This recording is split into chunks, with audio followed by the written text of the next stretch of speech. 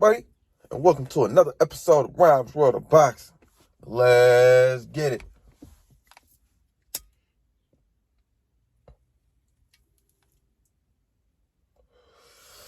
Alright.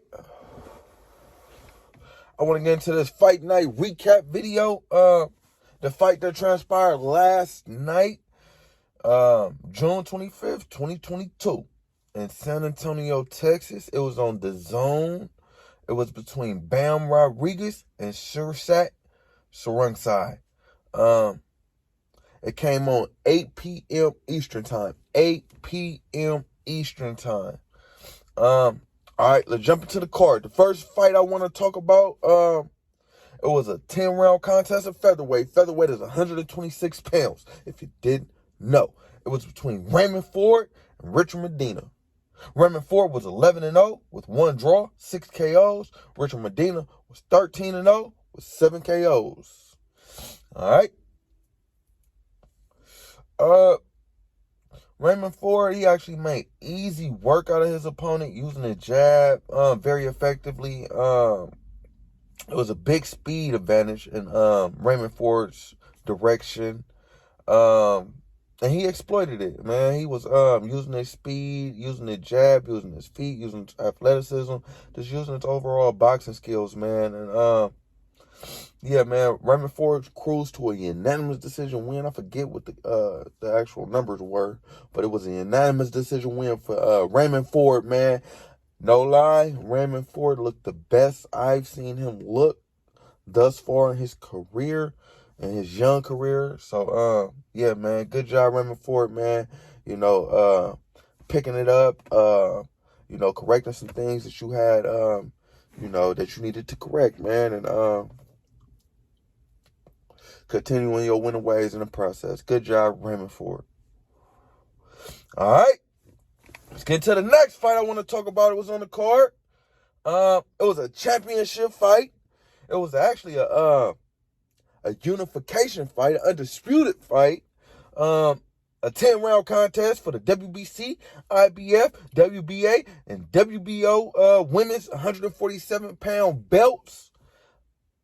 147 pounds is welterweight, if you didn't know. It was between Obera and Jessica McCaskill. Obera was 10-1 with 5 KOs. Jessica McCaskill was 11-2 with 4 KOs.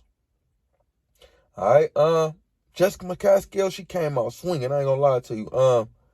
She was out there looking like a female Mike Tyson, man. She was swinging for the fences, bro. She actually stunned her opponent in the first round with a right-hand hook that caught her, man. It was like one of the windmill punches, too. Wow. Caught her opponent instantly stunned. You know what I'm saying? She didn't know what to do. So after the second round was more the same. McCaskill, you know, throwing hard shit, connecting with a few. Third round was more the same. So after the third round, Obera's trainer actually stopped the fight, scoring a TKO win, a 4th-round TKO win for Jessica McCaskill, retaining all her belts, you know, and remaining a champion at 147 pounds. But actually, man, Obera, she kind of quit, bro. I'm gonna say the trainer stopped the fight because she kind of quit. She actually told her corner, if Jessica don't stop holding me, because she keeps holding me. If she don't quit holding me, she didn't want to fight her no more. If she, you know, she wanted to go back home to her kids. If Jessica was gonna keep holding her, and Jessica, oh no, she didn't want to go back out to sea. The coach was like, "So what you want to do, man? What you want to do? You want to go back out or not?" She's like, "You know, I'm done. I just want to go home." I'm like, oh shit.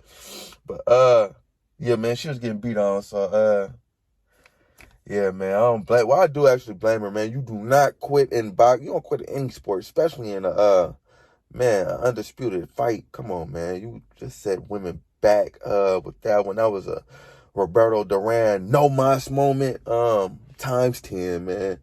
You I ain't gonna say times 10, times 2, because you know, man, you talking about you want to go home, you can't then say you want to go home. into his kids and shit. That's crazy. But nonetheless, man, it was a fourth round TKO, like I stated, for Jessica McCaskill, man. Continuing her winning ways and defending her belt promptly. All right. Let's get to the next fight on the card I want to talk about. It was a 12-round contest for the IBF WBA titles at junior featherweight. Junior featherweight is 122 pounds, if you didn't know. It was between Ronnie Rios and MJ Murjadon Akhmadaliev. I did it. Ronnie Rios was 33-3 with 16 KOs. Murjadon Akhmadaliev was 10-0 with 7 KOs. All right. Akhmadaliev was the IBF and WBA champion. All right. Rios got hurt in the fourth round to the body. MJ came with a hard body shot, a hook, if I'm not mistaken, and Ronnie Rios was clearly hurt, man. He tried to retreat without, I don't even think he was tripping if MJ seen he was hurt. That's how hurt he was. He just tried to retreat and cover up his body and expose his head, which can hit with all the headshots, but he was trying to cover up that body, man. He was hurt badly to the body in the fourth round.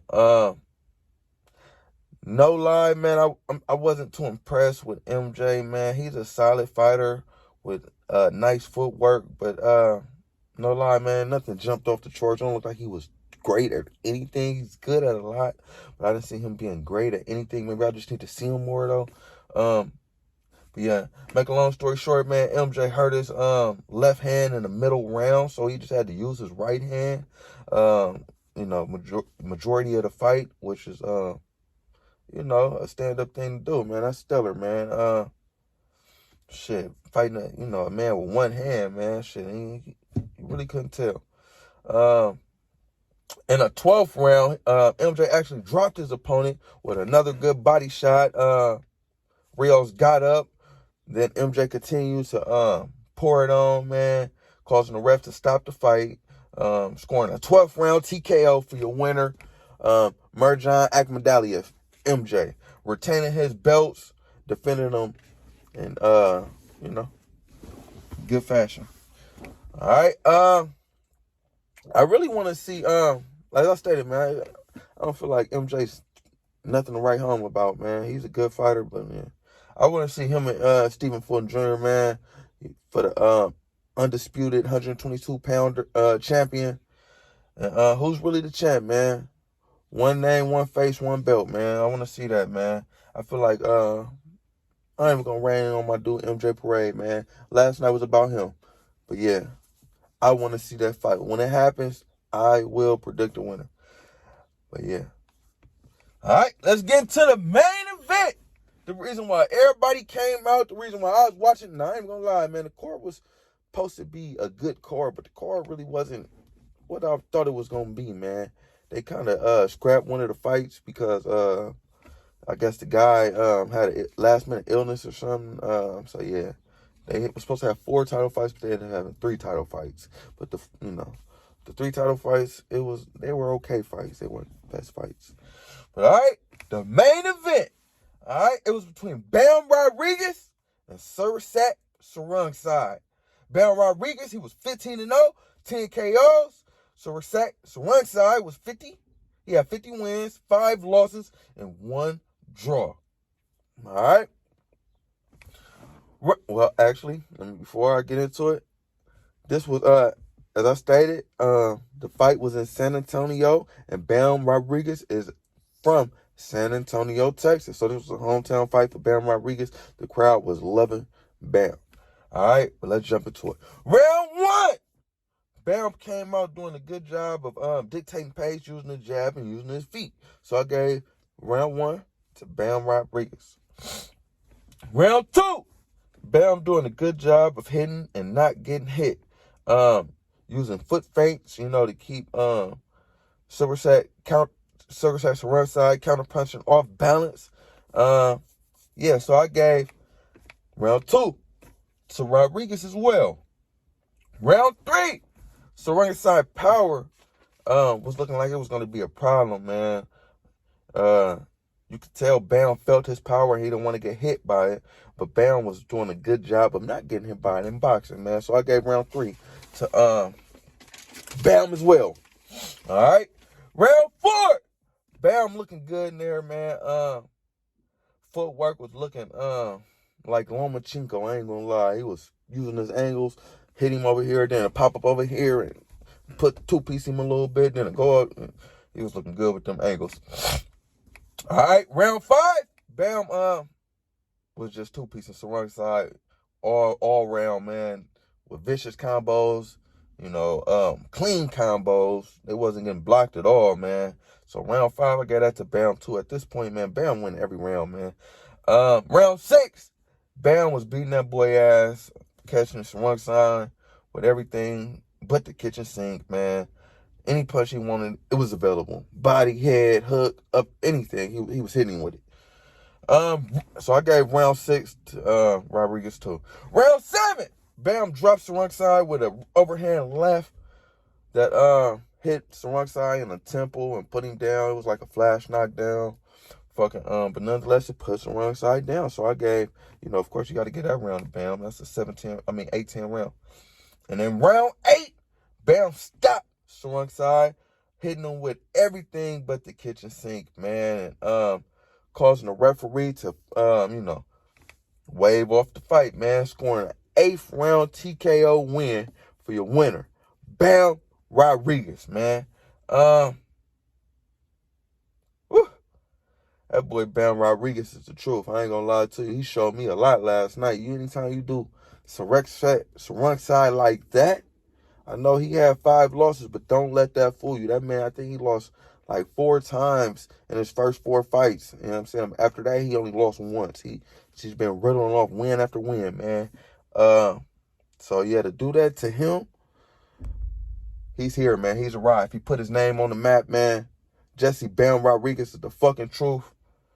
Man, he might become one of the greatest Mexicans of all time.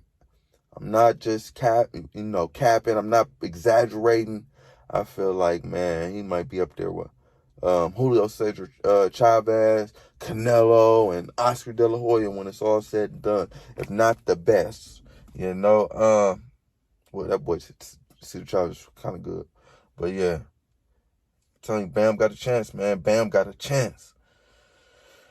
Bam Rodriguez advances to 16-0 with 11 KOs, man. He's a super flyweight world champ, the youngest champ in boxing. And he's bilingual, man. He speaks English well as fuck. He was in there, man, speaking English better than me. I'm like, ooh, they gonna love this boy. But, man, I would recommend you throw some Spanish in there, too. So you just, endear your Hispanic fans, man. They love that shit when you speak a little Spanish. But, yeah, man, nonetheless, man, the sky's the limit for Bam Rodriguez, man. And I can't wait to see more of him. He talking about moving down to 112, back down to 112 and dominating that division for a while. So his brother, Josh Franco, can come and dominate 115. He said his brother, Josh Franco, was actually better than him. He'll beat his ass, but I don't know if that's true, Bam. Josh Franco's already lost the fight by KO, and he has 2 draws already. So, Bam, I don't think that's true, but I think, I